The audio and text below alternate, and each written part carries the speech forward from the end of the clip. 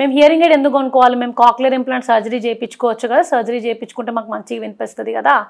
So cochlear ఇంప్లాంట్కి hearing ఎయిడ్కి తేడా ఏంది అనేది I want to talk about it. So what is cochlear implant? Cochlear implant is a surgically implanted device inside your cochlea. Okay, so cochlear implant has two parts.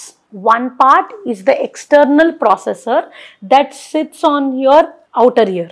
The second part is made up of two parts: the internal processors which is there on the temporal bone and the electrodes which are stimulating the cochlea electrically. అంటే మనం ఈ మొత్తం hearing మెకానిజంని bypass చేసి కాక్లియాని మనం ఎలక్ట్రికల్గా stimulate చేస్తాం.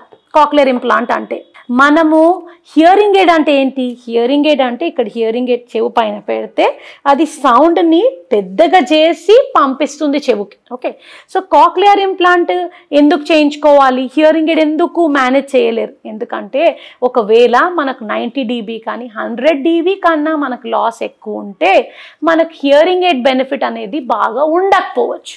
ఈ కండిషన్స్లో చిన్నపిల్లల్లో స్పీచ్ మంచిగా డెవలప్ అవ్వాలి, లాంగ్వేజ్ డెవలప్ అవ్వాలి, చైల్డ్ అకాడమిక్లో పర్ఫామ్ చేయాలి అనుకుంటే cochlear implant is the best option.